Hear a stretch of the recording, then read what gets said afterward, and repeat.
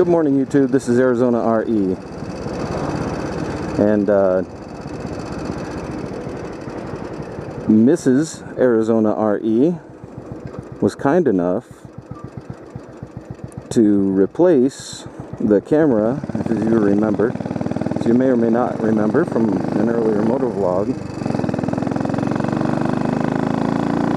I lost my XTC, Midland XTC 200 or whatever it was,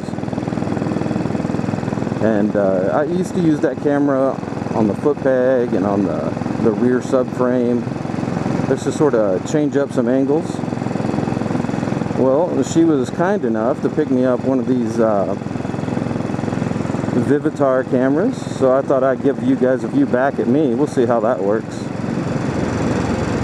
And also picked up one of these, I don't know what they're called, cool cams. Basically, two cameras under 80 bucks. And threw a couple of cheap memory cards in them and thought, what the heck, we'll see what happens.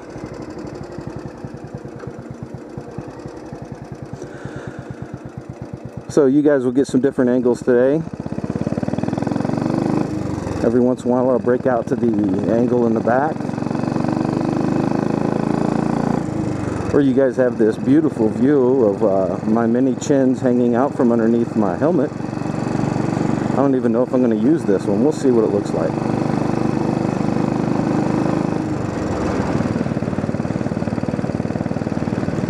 Now,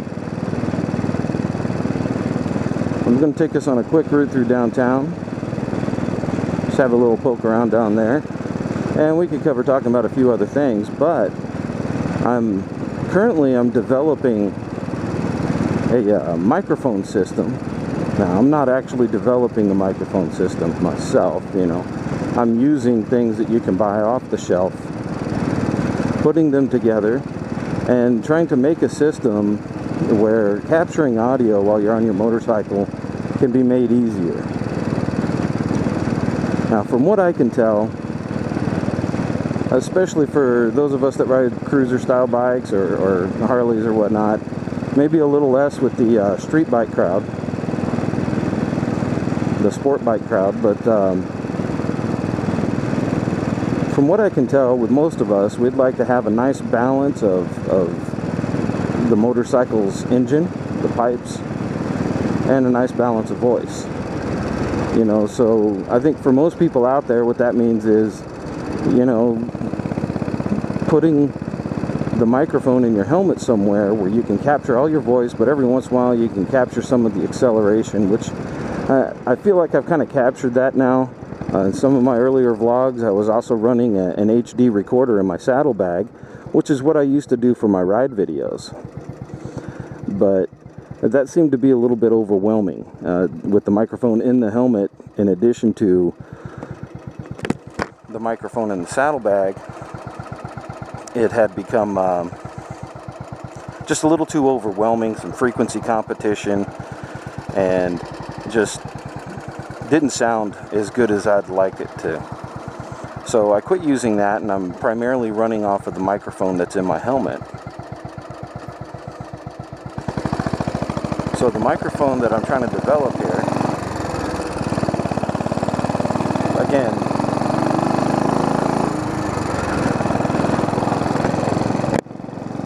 not my actual development. I'll be using other people's equipment and gear bought off the shelf, but put together in such a way that makes it useful for me. So I'll be contacting some of my subscribers here in the coming weeks and months, and we'll be sending a prototype to a couple of you if you are so interested, and you guys can test them for me. That way we can see what they're like on different bikes. But the idea being, if I can get 3 or 4 people testing things with me, then it won't take as long to develop. And that's sort of a standard business practice whenever something is in development. Of course, this isn't anything I could genuinely patent, because Like I said, I'll be using things that you can buy off the shelf, but they are ideas, and I figure we could all work out these ideas together.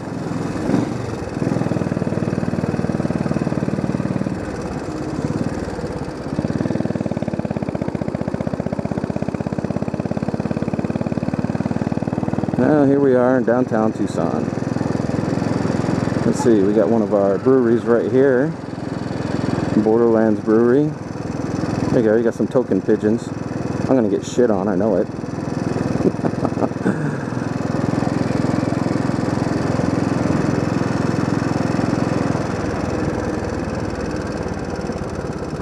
We're now coming down to the area known as the Party District. I'm not crazy nowadays about coming around down here. What with the streetcar tracks have really, they're poor design, not very friendly to bicycles and motorcycles with narrow tires. This right here is Hotel Congress, and right there is Maynard's Market. And right there in front of me is that blasted streetcar.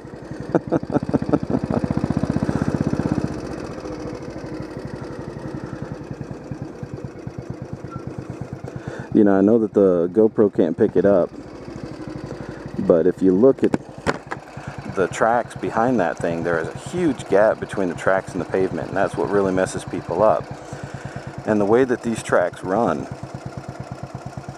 they go right through town here, and you more or less, you have to cross over them almost parallel if you want to turn or go somewhere. And that can be pretty hazardous.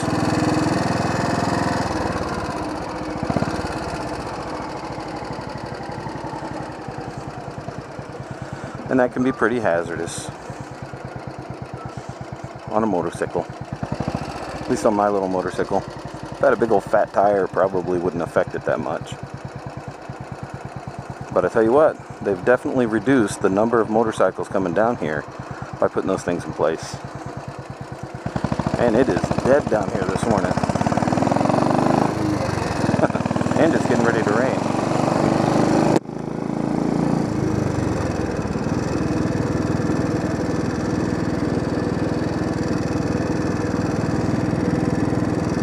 Well, I actually have someone behind me now, so it wouldn't be too kind of me to dawdle and not pay attention to what I'm doing.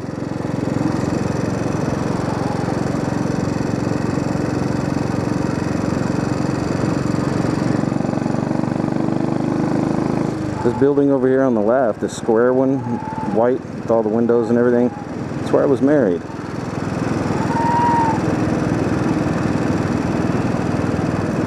There's Federal Building 1, and Federal Building 2, and I don't know if my microphone's picking it up, but the wind right now is whipping around, threatening rain, and I can, whenever I turn my helmet, I'm getting all sorts of screaming going on. I don't know. So anyhow, you've seen a little bit more of my town. More of the downtown district than you'd seen before. That Hotel Congress is a pretty popular place. One of these days I'm going to go down there and I'll just park at each corner. I'll just park at each corner and give you some information about each of the buildings down there, because they all have some type of history to them.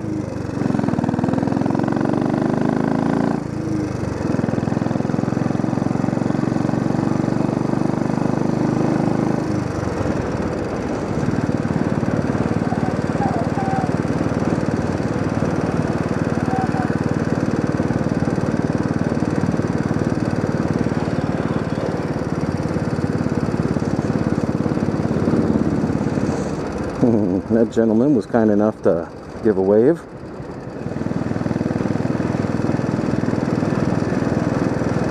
So anyway, yeah, you got a couple of buildings down here. This one right here used to be called the City Core Tower. I'm not sure what it is now.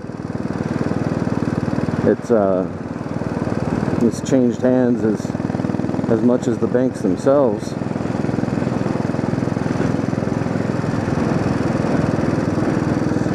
There you go.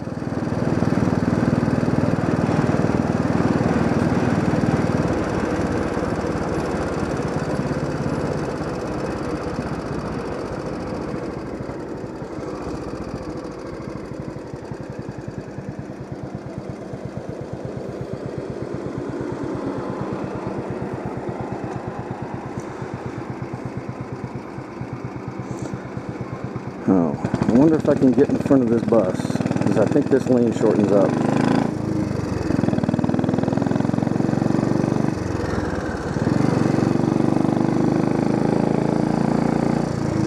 Not a problem.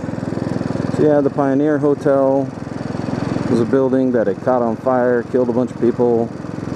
They rebuilt it. It's like an office building now. Lots of different microbreweries down here. I really want to come give you guys a tour of this sometime. I might have to take a different bike.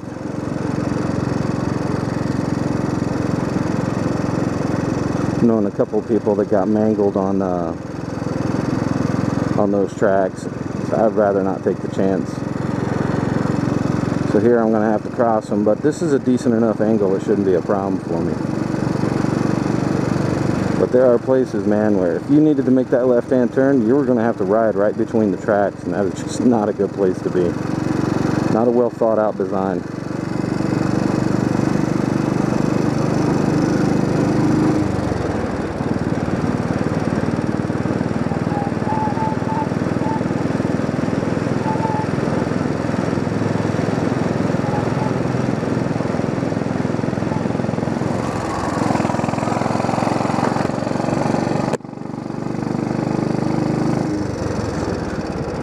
Let's see what the progress on McHale Center looks like.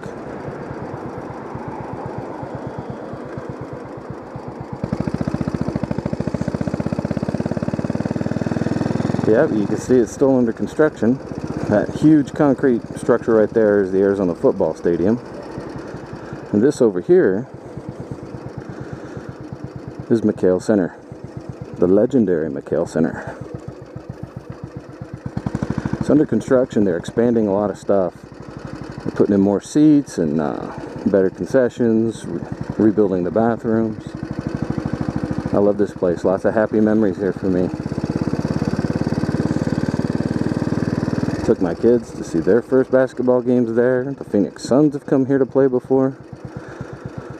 Our boys have got a national championship for us. All the recycling is out. Arizona had a game here yesterday at the football stadium, so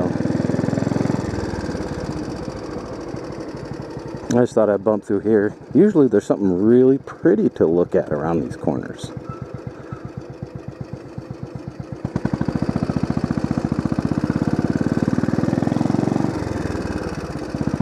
I'm guessing that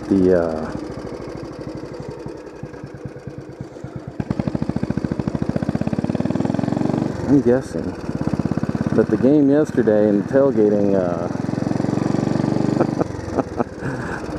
has everybody stowed away this morning.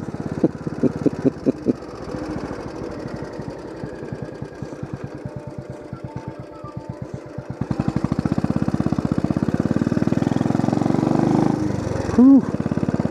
All these recycling bins smell like beer cans.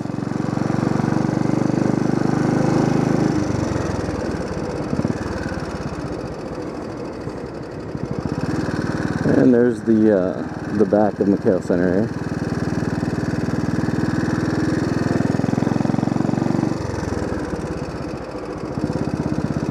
Yep, cleaning up after the big game yesterday.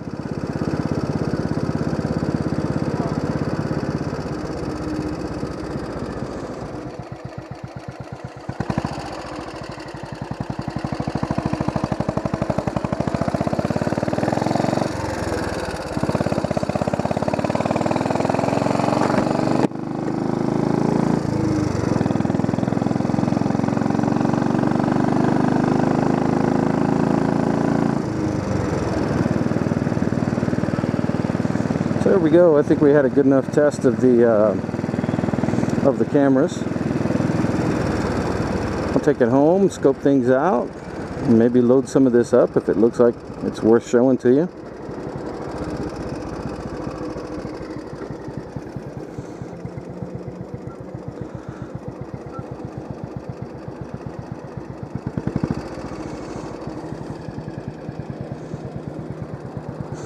So thank you to Mrs.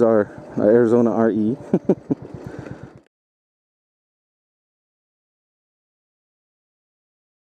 It's open.